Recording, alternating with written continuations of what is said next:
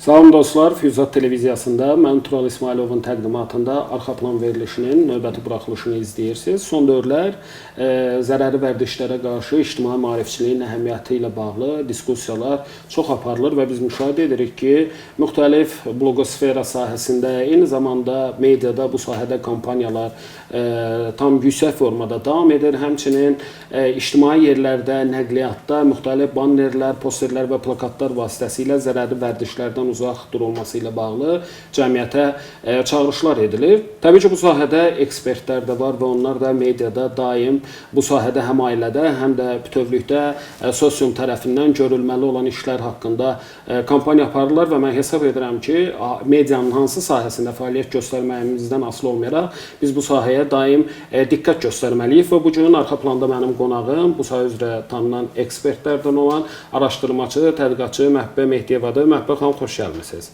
Təşəkkür edirəm Tural müəllim, bu cür dəyərli vaxtınızı ayırıb bizim mövzuya həssas yanaşdığınız üçün sizə və kollektivinizə təşəkkür edirəm. Çox sağ olun, təşəkkür edirəm. Məhbubə xanım, əvvəlcə birinci aktual sual ondan ibarətdir ki, zərərli vərdişlərə qarşı mübarizədə sizcə medianın bütövlükdə sosial medianın aktiv kəsiminin üzərinə hansı məsuliyyət düşür? Çünki mən verilişin əvvəlində vurğuladım ki, biz medianın hansı segmentində olmağından asılı olmayaraq bu sahədə bunu bir insanlıq məsuliyyəti kimi dərk etməliyik. Sizin fikirləriniz də önəmlidir. Buyurun. Ümumiyyətlə, çox dəqiq vurğuladınız ki, bugün 21-ci əsr elm və texnikanın bu qədər inkişaf etdiyi bir dönəmdə hər bir şəxs 3-4 platformada qeydiyyatdadır və istənilən informasiya bu qədər sürətli və ətraflı yayılır. Beləliklə, bu yayılma informasiyası həm zərərli vərdişlərin təbliğinə, həm də əleyhinə işlənə bilir. Yəni, bugünkü gün mediada və elə sosial şəbəkələrdə də gəncləri qoruyaq adı altında, müxtəlif şüarlar altında müxtəlif kampaniyalar keçirilir.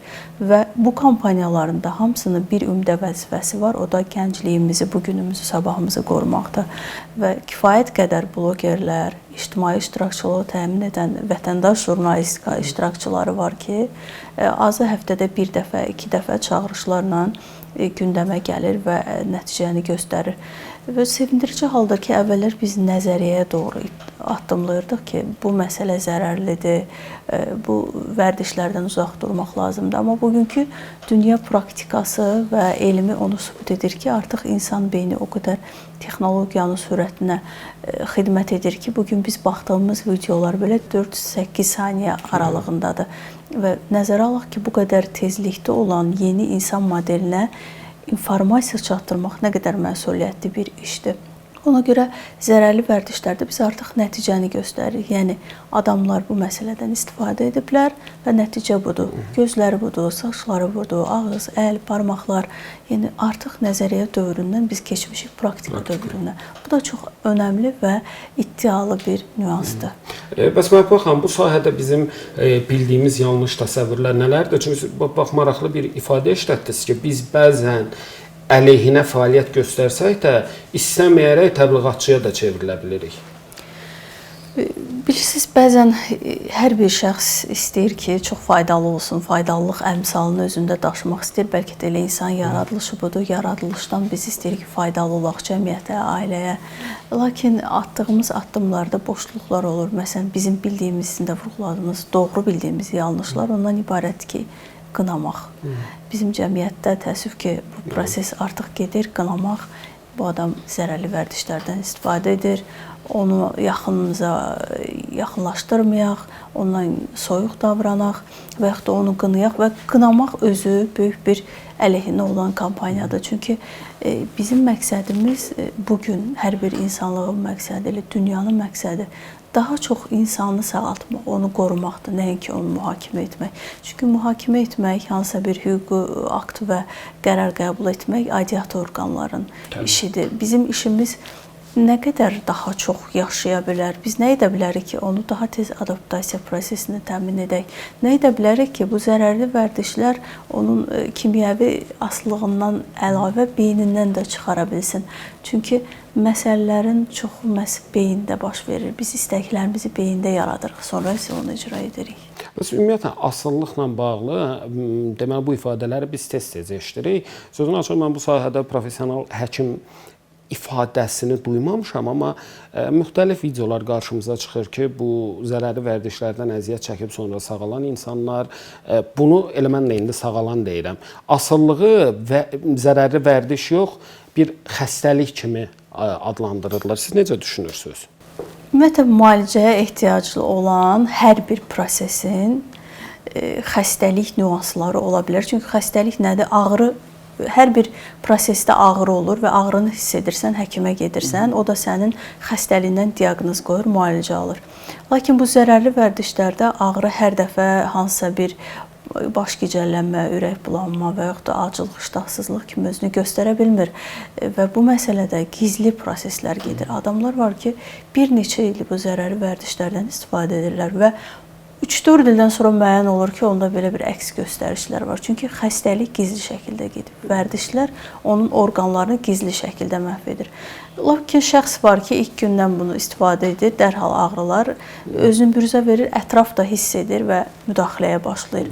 Ona görə bu məsələdə nə qədər çox narkotik istifadə sayı varsa, o qədər də sayı qədər müalicəsi var. Çünki bir müalicə üsulunu hər kəsə tətbiq etmək olmaz. Nəzərə alaq ki, bu məsələ iradə ilə yanaşı, həm də kimyəvi proseslərdə və kimyəvi prosesləri həll edərkən təkcə həkim məsələsindən bitmirik, tükənmirik. Çünki həkim birinci prosesdir, düzgün diaqnoz qoyulmaq, digər əsas məsələ cəmiyyətin adaptasiya prosesidir. Bunu sökənməliyik biz. Burada bir maraqlı məqam da var. Siz o vurğuladınız, qınama və s.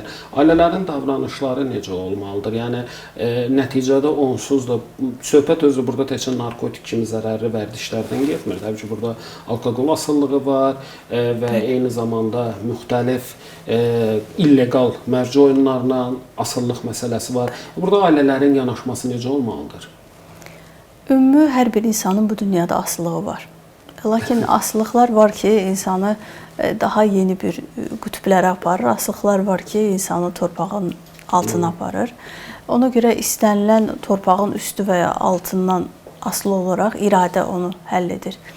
İlkin mərhələdə valideynlər çox təmkinli yanaşmalıdır. Nəzərə alaq ki, bu proses artıq baş verib. Bundan sonraki niyə baş verib, nə üçün baş verib? Bu sonraların məsələsidir. İlkin mərhələ nə qədər tez müəyyənləşdirib onu həmin ərazidən tez izolyasiya edib yeni bir sahəyə gətirməkdir. Bəzən valideynlər şok yaşayır. Adətən insan beyni bu proseslərdə tədqiqatlara görə ailələr təxmini 8 gün, 15 gün aralığında şok yaşayırlar ki, bizim övladımız bunu edə bilməz. Çünki bizim övladımız başlığı var. Amma nəzərə alaq ki, sizin övladınız hansısa X şəxsdir və şəxsi təfəkkürü olan bir şəxsdir. Sizin övladınız sizin məsuliyyətiniz ola bilər. O artıq fərddir. Ona görə bu məsələdə fərdin problemi kimi yanaşmaq lazımdır birinci növbədə. İkinci növbədə dediyim kimi qınamaq olmaz. Üçüncü, doğru diaqnostika çox önəmlidir. Çünki bəzən bir alüdəçini başqa bir həkim sağalda bilir. Lakin eyni adam şəxsi bizdə məsələn cəmiyyətdə çox populyar bir məsələdir ki, filan şəxs həkim sağaldıb, biz müraciət etdik, amma o bizim uşağı sağalda bilmədi. Çünki fərqli şəxslər olduğu üçün fərqli proseslər, müalicə prosesləri də fərqli ola bilər. Ona görə doğru həkimi, doğru adamı, ümumiyyətlə həyatda doğru yolu tapana qədər cəhdlər etmək lazımdır. Adətən bu yeni dövr videoları, filmləri, platformaları bizi ilk dəfədən hədəfə çatdığımızı göstərir. Bu da digər insanlarda ruh düşkünlüyü yaradır. Məsələn, gedirik sürücülük vəsiqəsini almağa, ilk qoşulduq və həmin gün uğursuzluq oldu. Onda ruh düşkünlüyü yaranır. Çünki izlədiyi filmlər, ətraf eşidir ki, getdim və ilk dəfədən o vəsiqəni aldım, o imtahandan keçdim. Xeyr, sağalma prosesi və digər asılılıqlardan imtina etmə prosesi dəfələrlə cəhddir. Bu yolda 80 dəfə cəhd edənlər var, 2 dəfə cəhd edənlər var. Dayanmadan eyni məsələni yenidən əldə etmək üçün mübarizə aparanlar var. Əgər biri yeni bir həyata, yeni bir dünyaya qayıtmağa hazırlaşırsa, bunun üçün cəhd edirsə, bizə sadəcə hörmət və dəstək qalar. Məhbub xanım, burada önəmli məsələlərdən biri, təbii ki, o birinci hansısa bir zərərli vərdişdən asılılığın, birinci o tibbi mərhələsi var da, hansı ki detoks olunur, bədən təmizlənir. Antidokslar. Ən önəmli mərhələ o sizin dediyiniz reabilitasiya mərhələsi, psixoloji dəstəkdir. Bəli. Psixoloqların bu sahədə peşəkarlığı qaniyedici səviyyədədirmi? Əlbəttə ki, ölkədə kifayət qədər savadlı, bu sahədə böyük əməyi keçən psixoloqlar, psixoterapevtlər, həkimlər var və bu gün onlar görünməsələr də, çünki o qədər iş qrafiki bəzən də görünmək istəyi olmur. Onların nəticəsi sağalan həkimlərdir, sağalan xəstələrdir. Çünki hər bir xəstə sağalarkən həkim də onunla birlikdə sağalır. Yəni prosesə xəstəni və asılı olan adamı, şəxsi sağaltdıq cəmiyyətə yönəltdik deyil. Çünki həkim ondan sıfırdan Z nöqtəsinə qədər gəlir və onun bütün boşluqlarını duyur, anlayır. Çünki bütün xəstələrin həm də tarixçəsinə baxılır. Reabilitasiya mərkəzindəki, yəni necə oldu, başladı, indi hansı mərhələdədir, kimlə əhatələnib, kimlə əhatələnmək istəyir. Ən əsas faktor ondan ibarətdir ki, bu sahədə önəmli faktor. Bu sahədə dibə düşən, zəiflikdən əzab çəkən və ən ağır həddə olan şəxsləri tərk etməzlər. Tənhalıq daha... Tənhalıq ən çətin mərhələdir. Çünki məncə bu heç asılılığı olan insanlar üçün yox, yəni hansısa bir xəstəliyi olmayan insan üçün də bir problemdir. İndi düşünün ki, o iki qat psixoloji əziyyət çəkən adamlar üçün. Tənhalıq ümumilikdə yaradılışımıza ziddir, amma nəzərə alaq ki, bir insan bu sahənin aludəçisidir, fərqi yoxdur, narkotikdir, alkoqoldur və yaxud da digər onlayn mərc oyunlarıdır. Adam dibdədirsə və çox çarəsizdirsə, onun ətrafı onu tərk etməməlidir. Çünki tərk olunmuş insanın motivasiyası olmur. Kimə baxıb yenidən həyata qayıtsın, kimə baxıb daha uğurlu olsun, kimə baxıb güc alsın. Ona görə bu müalicə prosesində reseptlərin ilkin başlığında elə lazım olan ilkin qida, ilkin mənəvi ehtiyac onun əzizləri və sevdikləridir. Və Məhbə xanım, biz çox görürük sosial mediada, müxtəlif video platformalardakı reabilitasiya mərkəzləri dünyanın hər yerində var. Amma onların fəaliyyəti ilə bağlı, məsələn, çünki orada da biz bilirik ki, o bəlli bir standartdır da, bəlli bir rejimə əməl eləməkdə əsas insanın o beyninin təmizlənməsi prosesidir. Bu fəaliyyəti necə koordinasiya edirlər? Mən bildiyim qədərilə bütün dünyada coğrafiyasından fərqli olmayaraq hamı eyni proqrama mı istinad eləyir, yoxsa burada da fərqli nüanslar var? Ümumiyyətlə, BMT-nin narkomaniya və cinayətkarlıq üzrə idarə var və hansı ki, bütün o konvensiyalarla müəyyənləşib, lakin hər bir ölkənin öz uyğun aktları var, hansı ki, aktlarına sığınır. Ümumi tibb məsələləri isə tək bir ümdə vəzifəsi var, sağlamlığı və təhlükəsizliyi qorumaq. Və çox sevindirici haldır ki, qeydiyyatda olmadan da siz bu asılılıqdan müalicə ala bilirsiniz və anonim şəkildə qalır. Elə mən buradan bizi izləyənlərə də müraciət etmək istəyirəm ki, bəzən insan utanır öz asılılığından və fikirləşir ki, bu çox pis bir haldır. Mən istəmirəm cəmiyyətdə bilinsin ki, məsələn, şərti adı X olan bir şəxs narkotik vasitələrdən əzab çəkir və müalicə olunur. Bununla bağlı anonim mərkəzlər var, anonim həkimlər var, hansı ki, aidiyyatı orqanlar məlumatlıdır. Onlar sizi müalicə edir və heç vaxt cəmiyyətdə də sizinlə bağlı məlumatlar yayılmır, məxfi qalır. Ona görə rahat olun. Yəni, rahatlıq çox önəmlidir. Bilirsiniz, bəzən İnsanlar deyir ki, niyə utanırlar? Adam utanır. Çox normal hissdir. Utancdır, xəstəlikdir. İnsanda olan bütün duyğulara hörmətlə yanaşmaq lazımdır. Heç kimsə dibə düşüb bu asılıqdan əzab çəkmək istəmir. Yəni, hər kəs istəyir ki, bu vəziyyətdən çıxsın. Amma siz qınıyanda onu və yaxud da cəmiyyətdə gedəndə, baxın, pıçıldı ilə o istehzalı gözlərinə baxanda, inanın ki, qayıdıb o yenidən o məsələni təkrarlaya bilər. Bilin ki, bunda artıq o istifadəçi sayılmır. Siz onu sövq edirsiniz istifadə etməyə. Bəs Məhbə xanım, zərərli vərdişlərdən daha əvvəl əziyyət çəkib sonra qurtulan insanların sonrakı dövrdə diqqət eləməli olduğu məqamlar əsasən nələr olmalıdır? Yəni, mühitə mi fikir verməlidir, yoxsa ailə ilə bağlarını mı gücləndirməlidir, nə etməlidir? Yəni, bunun bir qaydası, resepti var mı ümumiyyətlə? Resepti ondan ibarət ki, onları o vəziyyəti xatırladan, hətta ailə olsa belə onlardan əlaqəni kəsmək lazımdır. Yəni, bəli, ailə çox önəmlidir, amma bəzən ailə hər zaman övladına o keçmiş günlərini xatırladır ki, sən belə idin, biz bunu etdik, biz belə olduq, biz sənə bu qədər maddi kömək etdik, yenidən qayıtdın, eyni senari təkrarlanır. Övladlar valideynlərini seçmirlər, valideynlər də övladlarını seçmirlər. Bu bir ilahi məsuliyyətdir və nəzərə alsaq ki, əgər övladlarınızın sağalmağını istəyirsinizsə, susmaq və o günləri olmamış kimi davranmaq lazımdır. Və əgər övladlar görürlərsə, bu valideynlər bunu məhdudlaşdıra bilmirlərsə, ilkin mərhələdə əlaqəni kəsin. İnsan həyatı birinci növbədə özünə önəmli olmalıdır. Məsələn, təyyarədə qəza vəziyyəti nə deyilir? Birinci ana öz nəfəs aparatından bağlanmalıdır, sonra övladını qorumalıdır. Bu məsələ də belədir. Əgər bugün sizdə bir problem varsa, valideyn, ətraf, sevdiyiniz adamlar hər dəfə sizə bunu xatırladırsa, siz kim olmusunuz, hardan gəlmisiniz, kim idiniz ki, ittihamları verirsə, kəsin o əlaqələri. Çünki bugün sizə keçmişi xatırladan adam sabah onun gələcəyi ola bilər. Çünki bilmək olmur kimin keçmişi, kimin gələcəyidir. Bugün var, bugünlə yaşamaq lazımdır. Həmin adamlar ancaq insana yük ola bilər. Çünki kifayət qədər valideynlər də var ki, hər an o qoyduğu vaddi, yatırdığı maddi vəsaiti, yaşadığı o kədərli günləri dayanmadan xatırladır. Nəzərə alaq ki, bütün beyində izsiz heç bir şey yoxdur. Yer kürəsində hər şey izlə qalır.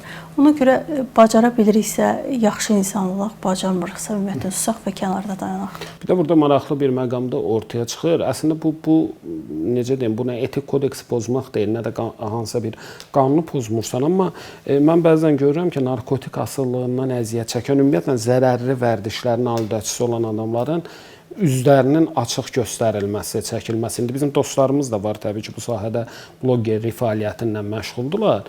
Mən demirəm, yəni bu yanlış bir şeydir, amma məsələn o üzləri də görünəndən sonra, məsələn, hətta o adamlar artıq sağalsa belə sizin dediyiniz cəmiyyətdə yenə də o biraz da tanınırsa əlindən göstərirlər və yaxud da bir inamsızlıq olur. Bu prosesi biz necə aşmalıyıq? Məncə bu təkcə özdə zərərli vərdişlərdən əziyyət çəkənlərə aid deyil. Yəni hər bir sahədə biz bunu görürük ki, insanlar üçün bəlli qəliblər olur və o adam haqqında mənfi rəy varsa, uzun müddət o mənfi rəyi dəyişmək çox çətin olur.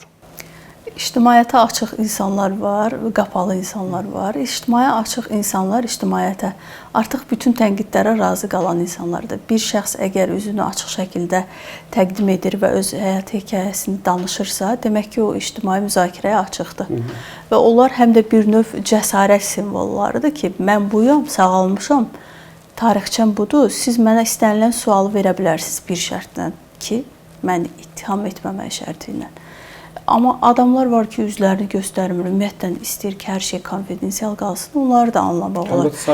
Amma nəzərə alıq ki, onlar bizim cəsarətli şəxslərimizdir, həm də nümunələrimizdir. Çünki biz hər bir şəxsin üzünü bağlanmış şəkildə danışsaq, insanlara da inandırıcı olmaz. Çünki biz cəmiyyətdə yaşayırıq, adalarda yaşamırıq. Yəni nəzərə alsaq ki, hərəmiz bir adada yaşasaydıq, bir-birimizdən belə mübadilələrimiz olmazdı. Amma biz istəyirik ki, eşitdiyimizi, gördüyümüzü həm də cəmiyyətdə izləyə bilək, həmin adamı marketdə görək, həmin şəxsi bazarlıq edəndə və yaxud da elektrik və yaxud da qazı təminatını ödəyən tərzidə görək. Yəni bizdən biri olduğunu görək və əmin olaq. Ona görə üzlərini göstərən şəxslər də kifayət qədər cəsarətli və böyük addım atırlar. Mən onlara təşəkkür edirəm. Yaxşı, bəs Məhəbbət xanım, o sualın ikinci hissəsində ümumiyyətlə burada bu sahə ilə bağlı araşdırmalar edən bir insan kimi sizin fikriniz maraqlıdır ki, bizim bir çox hallarda mənfi ilə bağlı mütləq bir fikrimiz olur bəzən və onu dəyişmək çox çətin olur da. Bu yəni hər birimizə aiddir, hər bir insanın mənfi nüansları var və bir dəfə mənfi nüansla, o bilirsiniz məşhur bir məsələmiz var. 100 yaxşılıq eləyirsən, amma bir dəfə pislik edəndə yadda qalır. Bunun psixolojisi qatında nə dayanır sizcə? Ümumiyyətlə, insan hər zaman belə negativ və qeyri-adi fikirlərə maraqlı olur da. Yəni, biri desə ki, yoldan gedəndə kimsə gözəl bir bağça yaradıb, çiçəklər var, bəlkə də maşını saxlayıb baxmaz, amma hansısa bir qəza olanda hər kəs boylanıb ona tərəf baxır. Çünki belə seismik hadisələr, belə qeyri-adi hadisələr insanlara maraqlı gəlir. Bu da insanın təbiətidir. Bunu heç kimsə inkar edə bilməz. Elə siz də, mən də belə və pis fikirlər ilkin informasiyada qalır. Xeyr, insan ilkin informasiyanı necə eşidirsə, pis və yaxşı növündən asılı olmayaraq o beyində qalır. Ona görə kimisə də sağalmış halda göstərirlərsə, bizə artıq o sağalmış kimi göstərilir və beynimizdə elə qalır. Dünya təcrübəsində narkotik vasitələrdən istifadə edənlər və ondan sağalmış adamları tez-tez bir qrupa yığırlar və onlar söhbət edirlər bir-birindən. Sağalmış adamlar və sağalacaq insanlar. Və çox maraqlıdır ki, sağalacaq adamlara sağalmış insanlar suallar verir. Ki, bəs sən buna qayıda bilərsən, qayıtmaq istəyirsən. Niyə?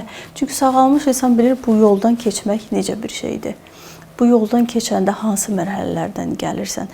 Bilirsiniz nəyə bənzəyir? Biz bugün bu studiyaya gələndə siz dediniz ki, təpə olacaq, oradan aşağıya doğru düşərsiniz, sağa dönərsiniz, svetofor vardır. Siz çünki bu xəritəyə bəllisiniz. Mənsə bu studiyaya ilk dəfə gəlirəm. Eləcə də müalicə olunanlar və ailələr ki var ki, bu sahədə öz övladlarını xilas ediblər və indi hansısa bir qrupları var, təşkilatları var, onunla bağlı məsləhətlər verirlər. Dünya təcrübəsində də belədir ki, əgər biri sağalıbsa, sağalmağa doğrudursa, yolda sürünən, göydə uçan, bütün təbiat, fəza, hər kəs ona kömək etməlidir. Gözəl. Yəni, bu məsələ bir hərəkatdır. Biz demirik ki, 8 nəfərə təbliğat apararıq, 7 nəfər xilas olur. Xeyr, bu statistikanı heç kimsə müəyyənləşdirə bilməz. Amma hər kəs üzərinə düşəni etsə, artıq biz də böyük bir nəticəni görəcəyik. Ən azından birinci mənəvi missiyamız yerinə yetmiş olur. Təşəkkür edirəm Məhbə xanım, çox sağ olun belə detallı, geniş, maraqlı fikirləriniz üçün. Mən də sizə təşəkkür edirəm, kollektivimizə təşəkkür edirəm və ümidvaram ki, bugünkü söhbətimiz zərrə qədər də olsa faydalı oldu. 100% faydalı oldu. Çox sağ olun bir daha. Xatırladım ki, bugün arxa planda mənim qonağım zərərli vərdişlərə qarşı mübarizədə tanınan ekspertlərdən araşdırmacı, tədqiqatçı Məhbə Mehdiyeva idi və müzakirəmizin fonunda elə gəldiyimiz nəticə də bundan ibarətdir ki, fərqi yoxdur, hətta bizim ətrafımızda hansısa zərərli vərdişlərdən əziyyət çəkib sağlanan insanlar olmaya bilər, amma axı cəmiyyətdə istənilən bir problemi olan insanlar həm də bu millətin fərdləridir və ona görə də biz sahib çıxmalıyıq. Bu məsələdə problemi olan adamları qınamaq yerinə onları dəstək olmalıyıq ki, onlar daha tez sağalsınlar və yaxud da sağalıblarsa da artıq onları keçmişlərinə görə qınamamalıyıq. Sağ olun, salamat qalın.